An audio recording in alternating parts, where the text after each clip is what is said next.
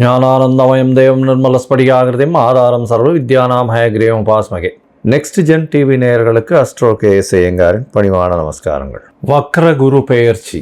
வக்ர குரு பெயர்ச்சி என்றால் என்ன அப்படின்னு பார்க்கும்பொழுது, வக்ரம் அப்படின்னு சொல்லும்பொழுது சூரியனிலிருந்து குரு 5 ராசிகள் தள்ளி இருக்கக்கூடிய காலகட்டத்தில் வக்கரமாகக்கூடிய வாய்ப்பு உண்டு. இதில் என்ன அப்படின்னா, பொதுவாகவே எல்லா கிரகங்களும் வக்கரமாகும், ராகு கேது சூரியன் சந்திரனை தவிர.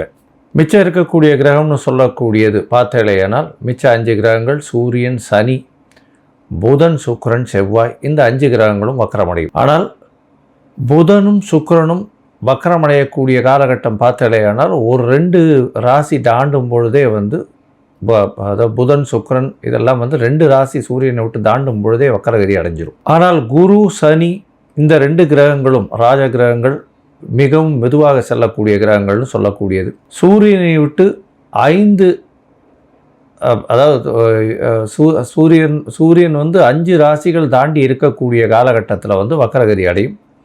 அதற்கு பிறகு 9வது ராசியில் வக்கர நிவர்த்தி அடையும். பொதுவாகவே அப்படி பார்க்கும்பொழுது பார்த்தோம்னா, இந்த வருஷம் புரட்டாசி மாதம், குரோதி வருஷம் புரட்டாசி மாதம் 29ஆம் தேதி செவ்வாய்க்கிழமை அன்னைக்கு, அதாவது 15/10/2024 அன்னைக்கு வக்கரகதி குரு பகவான் அடைகிறார். சூரியனுடைய ஒளியை விட்டு ரொம்பவும் தூரம் போகிற மாதிரி இருக்கும். அது தவிர பார்த்தீங்கன்னா, உங்களுடைய பொதுவாகவே குரு பகவான் வக்கர நிவர்த்தி பெறுறது அப்படின்னு பார்க்கும்பொழுது தை மாதம் 29ஆம் தேதி, அதாவது 11/2/2025 அந்த காலகட்டத்தில் வக்கர நிவர்த்தி அடைகிறார். சரி, குரு பகவானை பொறுத்தவரையிலும் அப்படின்னு பார்த்தாலேயானால் ஒரு ராசியை விட்டு அடுத்த ராசி போகிறதுக்கு கிட்டத்தட்ட 12லிருந்து 13 மாதம், கிட்டத்தட்ட 30-35 நாட்கள் ஒரு நட்சத்திர பாதத்தை அவர் கடப்பார். ஒரு நட்சத்திர பாதத்தை கடக்கணும்னா ஒரு கிட்டத்தட்ட பார்த்தீங்கன்னா ஒரு 35லேருந்து 40 நாள் ஆகும். இவர் ஒரு ராசியிலிருந்து அடுத்த ராசிக்கு போகிறார் அப்படின்னு சொல்லும்பொழுது மினிமம் 12 மாதங்கள், இல்லைன்னா ஒரு வருஷத்துலேருந்து 13 மாதம் வரலும் ஆகும். இப்போ வக்கரகதியில் பார்த்தீங்கன்னா 120 நாள் வக்கரகதியில் இருக்கார். எப்போன்னா, அதாவது 15/10/2024 11/2/2025 வரை இருக்கக்கூடிய காலகட்டத்தில் வக்கரகதி அடைகிறார்.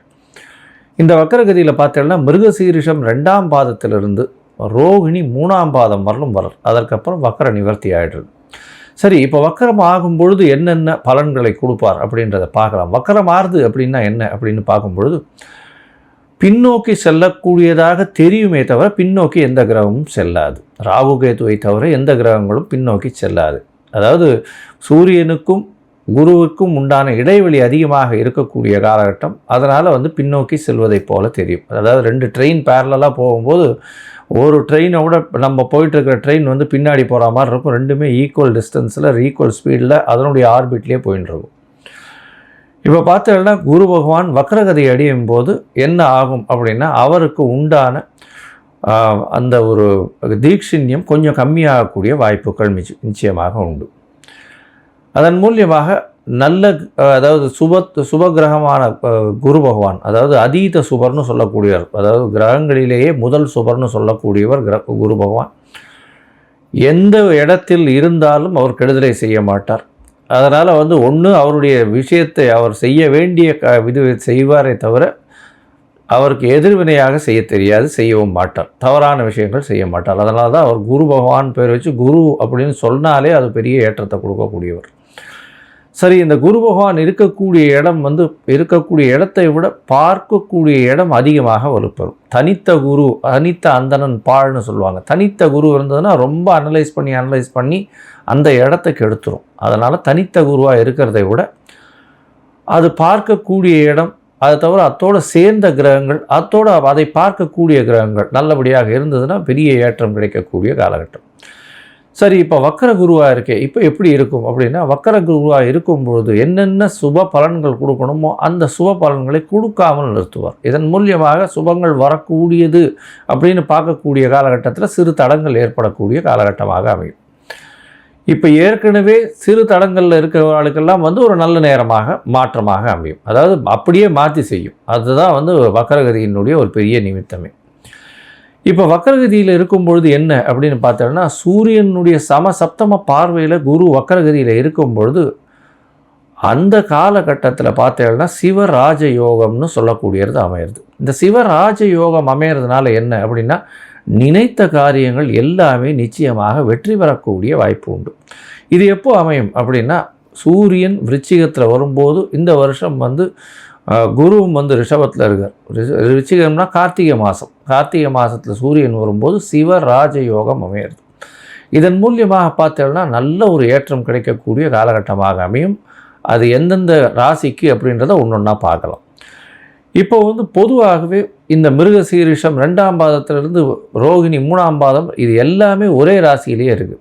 சரி, ஒரே ராசியிலே இருக்கிறதுனால இது ஒரு பெரிய மாற்றத்தை எப்படி கொடுக்கும் அப்படின்னா, வக்கரகதியில் இருக்கும்பொழுது அதனுடைய பாதங்கள் மாறுறதுனால ஒரு மாதத்துக்கு ஒரு தரம் நவாம்சத்தில் அது பாதங்கள் மாறும். மிருகசீரிஷம் 2ஆம் பாதம்னா கன்னியில் வரும். அதற்கு பிறகு 1ஆம் பாதம்னு சொல்லும்போது சிம்மத்தில் வரும்.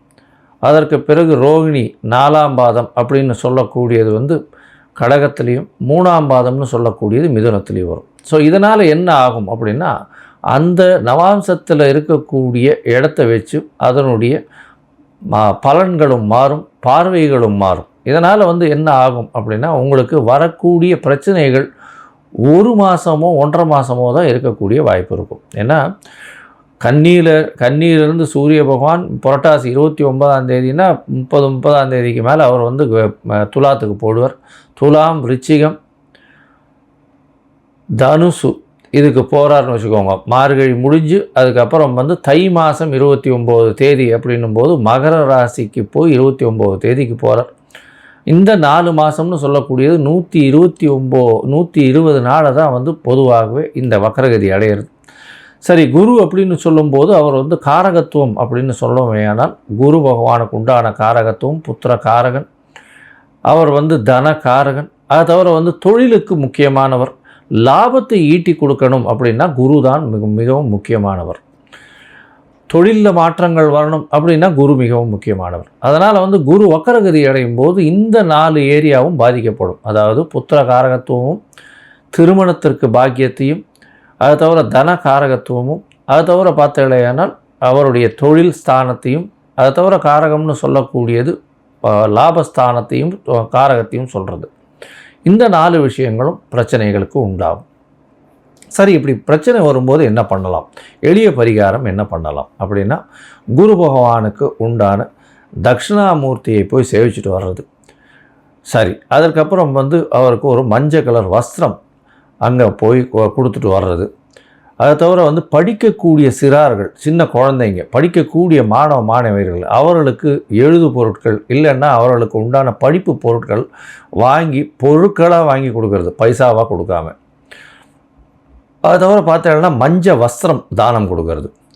குருவுக்கு உண்டானது இந்த அரச மரம்னு சொல்லுவோம். இந்த அரச மரம் அப்படின்னு சொல்லக்கூடியதும் முல்லை செடி இல்லை கொடி அது சொல்கிறோம் இல்லையா, அது அருகில் இருக்கக்கூடிய கோவில்லையோ இல்லை முல்லை செடி கொடியெல்லாம் ஆற்றுலையே வைக்கக்கூடியதாக இருக்கலாம். இதெல்லாம் நல்ல ஏற்றத்தை கொடுக்கும். குரு பகவானுக்கு உண்டானது மூக்குக்கடலை தானமாக கொடுக்கறது. இல்லை சுண்டல் பண்ணிவிட்டு அது கோவிலில் கொடுத்து அதன் மூலியமாக அந்த பிரச்சனைகள் எதுவாக இருந்தாலும் எளிய பரிகாரத்தின் மூலியமாக, அதாவது சுண்டல் பண்ணி தட்சிணாமூர்த்திக்கு வியாழக்கிழமை பண்ணி கொடுக்கறதுனால நல்லது. இல்லையா, வியாழக்கிழமை அன்னைக்கு அதிகாலை எழுந்து, அதாவது 6லிருந்து 7, அதாவது 6 மணிக்கு சூரியனுடைய உதயம்னு சொன்னோமே. ஆனால் வியாழக்கிழமை அன்னைக்கு குரு ஹோரையாக இருக்கும். முதல் 1 மணி நேரம் அந்த ஹோரையில் நெய்யில் விளக்கு குரு பகவானுக்கு போடுறதன் மூலியமாக, தட்சிணாமூர்த்திக்கு போடுறதன் மூலியமாக உங்களுக்கு எந்த பிரச்சனைகளும் இல்லாமல் இருக்கும். இல்லைன்னா நீங்கள் படித்த ஆசிரியரை போய் வணங்கிட்டு வர்றது, அருகில் இருக்கக்கூடிய மடாதிபதிகள் இவர்களை போய் வணங்கிட்டு வர்றது, இதன் மூலியமாக உங்களுக்கு எந்த ஒரு பிரச்சனை வந்தாலும், அதாவது குரு வக்கரத்தின் மூலியமாக அது வக்கரம் பிரச்சனைகள் இல்லாமல் செல்லக்கூடும். அதுவும் பண்ண முடியல அப்படின்னா மிகவும் எளிய பரிகாரம் அப்படின்னு சொல்லக்கூடியது பார்த்தேலையானால் காயத்ரி மந்திரம். இந்த காயத்ரி மந்திரம் அப்படின்னு சொல்லும் பொழுது குரு பகவானுக்கு உண்டான காயத்ரி மந்திரத்தை ஒரு நாளைக்கு 3 தடவையாவது ஜபிக்கிறதன் மூலியமாக இந்த காயத்ரி மந்திரம் ஒரு நல்ல ஏற்றத்தை கொடுத்து உங்களுக்கு மாற்றத்தை நிச்சயமாக கொடுக்கும்.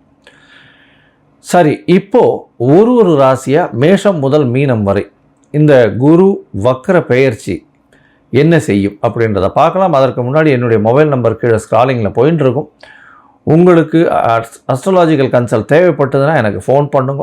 உங்களுடைய date, time, place of birth, உங்களுடைய பெயர், தாய் தகப்பனார் பெயர் கொடுத்து இல்லையானால் ஜாதகத்தை போட்டு சந்தி இருக்கான்னு முதல்ல பார்த்துட்டு, அதாவது நட்சத்திர சந்தி, பாத சந்தி, அதை தவிர லக்ன சந்தி ஏதாவது இருந்ததே ஆனால் அதற்கு பிறகு அதை கரெக்ஷன் பண்ணிவிட்டு அதற்கு அப்புறம் உங்களுடைய தசாபுக்தி அந்தரம் சூக்ஷ்மம் இன்றைய காலகட்டத்தில் இருக்கக்கூடிய கோச்சாரத்தின் வழியாக உங்களுக்கு என்ன பலன், எளிய பரிகாரம் என்ன அப்படின்றத சொல்கிறேன். இப்போது மேஷம் முதல் மீனம் வரை வக்ர குரு 2024 எப்படி இருக்குன்றதை பார்க்கலாம். கும்பம், அவிட்டம், சதயம், பூரட்டாதி இந்த 3 நட்சத்திரம் 9 பாதங்களை கொண்ட ராசி. ராசியின் அதிபதியே சனி பகவான். சனி பகவான் உங்களுடைய ராசியில் வக்ரகதியில் இருக்கார். இப்போ குரு வக்ர பயிற்சியை பற்றி நம்ம பார்க்க வந்திருக்கோம். 15/10/2024 11/2/2025 வரலும் உண்டான காலகட்டமான 120 நாட்களுக்கு குரு பகவான் வக்ரகதியில் இருக்கிறது எப்படி இருக்குது அப்படின்றத பார்க்குறோம். உங்களுடைய ராசிக்கு பார்த்தோம்னா 4ஆம் இடத்துல குரு பகவான் இருக்கார். 4ஆம் இடம்ன்றது கேந்திரஸ்தானம்.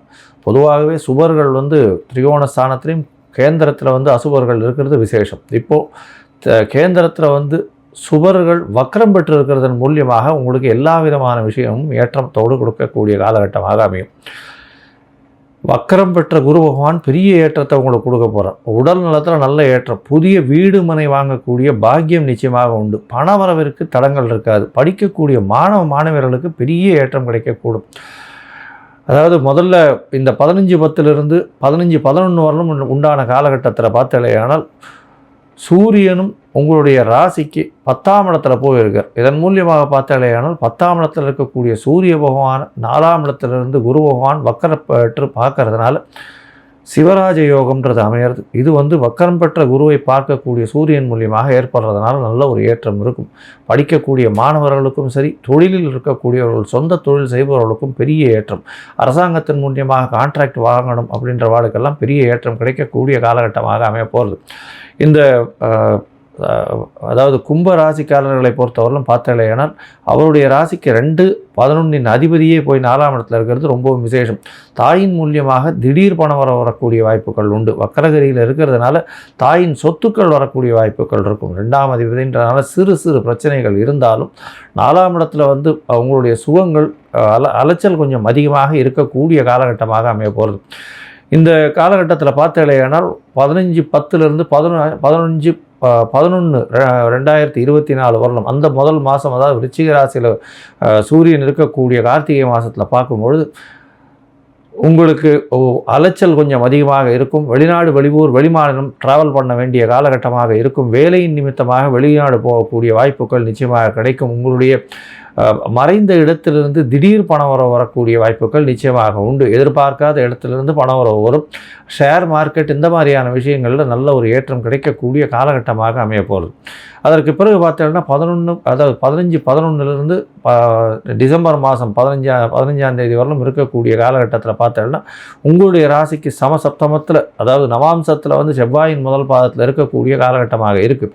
இதனால் பார்க்கும்பொழுது பார்த்தோம்னா உங்களுடைய ராசிக்கு செவ்வாயின் முதல் பாதத்தில் இருக்கக்கூடிய குரு பகவான் மூலியமாக நல்ல ஒரு ஏற்றம் கிடைக்கக்கூடிய காலகட்டம். ஏன்னா 3ஆம் அதிபதியே செவ்வாய் தான் உங்களுக்கு. அதனால் செவ்வாயினுடைய நட்சத்திரத்தில் ஏறி இருக்கிறதும் 7ஆம் இடத்துல போய் இருக்கிறதுனால பார்ட்னர்ஷிப் பிஸ்னஸில் புதிய முயற்சிகள் மூலியமாக நல்ல ஒரு வெற்றியை கொண்டாடக்கூடிய காலகட்டமாக அமையும்.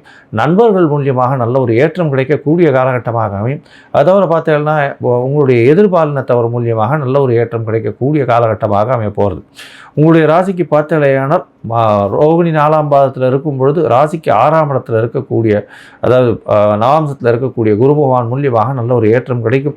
புதிய கடன் வாங்கக்கூடிய வாய்ப்புகள் உண்டு. புதுசாக வீடு வாங்கிறதுக்கு, இடம் வாங்கிறதுக்கு கடன் வாங்கக்கூடிய வாய்ப்புகள் நிச்சயமாக உண்டு. கடனும் கண்டிப்பாக கிடைக்கக்கூடிய காலகட்டம். தொழிலில் அபிவிருத்தி கிடைக்கும். புதிய வேலை கிடைக்கக்கூடிய, வேலை மாற்றம் ஏற்படக்கூடிய வாய்ப்புகள் உண்டு. உங்களுக்கு ஜென்மசனி வேறு நடக்கிறது. ஸ்ட்ரெஸ்ஸு கொஞ்சம் அதிகமாக இருக்கும். அலைச்சல் கொஞ்சம் அதிகமாக இருக்கக்கூடிய காலகட்டமாக இருக்குது. உங்களுடைய ராசிக்கு பார்த்தாலேயானால் 5ஆம் இடத்தையும் வந்து குரு பகவான் பார்க்குறார். அதாவது 5ஆம் இடத்துல வந்து ரோகிணி 3ஆம் பாதத்தில் வந்து குரு பகவான் இருக்கார் நவாம்சத்தில். இந்த காலகட்டத்தில் குழந்தை பிராப்திக்கு பாக்கியம் உண்டு. உங்களுக்கு புதிய பதவி, புகழ், அந்தஸ்து, கௌரவம்லாம் வரக்கூடிய வாய்ப்புகள் இந்த கும்பராசிக்காரர்களுக்கு இருக்குது. இவ்வளோ நாளாக பெரிய பிரச்சனைகள் இருந்தீங்க, இப்போ வந்து படிப்படியாக பிரச்சனை நல்ல ஒரு மாற்றத்தை ஏற்படுத்தக்கூடிய காலகட்டமாக அமைய போகிறது இந்த வக்கரத்தினால. இதை தவிர பார்த்தாலேயானால் உங்களுடைய ராசிக்கு 4ஆம் இடத்துல இருக்கக்கூடிய குரு பகவான் 8ஆம் இடத்தையும் பார்க்குறார், 10ஆம் இடத்தையும் பார்க்குறார், 12ஆம் இடத்தையும் பார்க்குறார். இதன் மூலியமாக வெளிநாடு வெளியூர் போய் அங்கே வந்து பிஆர் வாங்குகிற வழக்கு சிறு சிறு செட்பேக்ஸ், அதாவது கொஞ்சம் காலதாமதம் ஏற்படக்கூடிய வாய்ப்புகள் நிச்சயமாக இருக்கும் இந்த காலகட்டத்தில். அதாவது டிசம்பர் எண்டு, ஜனவரி 10-15 தேதி வரலும் வந்து தை மாதம் பிறக்கிற வரலும் இந்த பிஆர் கிடைக்கக்கூடிய வாய்ப்புகள் கொஞ்சம் தட்டி போகக்கூடிய வாய்ப்புகள் உண்டு. அதாவது வெளிநாடு போகக்கூடிய யோகம் இந்த முதல் மாதத்திலேயே வரும், அதாவது விருச்சிக மாதத்திலேயே வரும். ஏன்னா சிவராஜ யோகம் இருக்கக்கூடிய காலகட்டமாக இருக்கிறதுனால மொத்தத்தில் பார்த்தேனால் இந்த குரு வக்ர பயிற்சி பெரிய ஏற்றத்தை கொடுக்க போகிறது. இந்த குரு வக்ர பயிற்சியின் பொழுது நீங்கள் அருகில் இருக்கக்கூடிய திருநெல்வேலியில் புளியரை அப்படின்ற ஒரு இடத்து பக்கத்தில் இருக்கக்கூடிய தட்சிணாமூர்த்தி கோவிலுக்கு போயிட்டு வாங்க. திருநெல்வேலி மாவட்டத்தில் இருக்கக்கூடிய புளியரை தட்சிணாமூர்த்தி கோவிலில் போயிட்டு அங்கே வந்து வஸ்திர தானம் பண்ணிட்டு வாங்க. மஞ்சள் கலர் வஸ்திர தானம் பண்ணிட்டு வாங்க. குரு பகவானுக்கு தட்சிணாமூர்த்திக்கு உண்டான பிரீத்தியை பண்ணிட்டு வாங்க. உங்களுடைய வாழ்வில் பெரிய ஏற்றமும் மாற்றமும் நிச்சயமாக வரும். லோகா சமஸ்தா சுகினோ பவந்து. நன்றி, நமஸ்காரம்.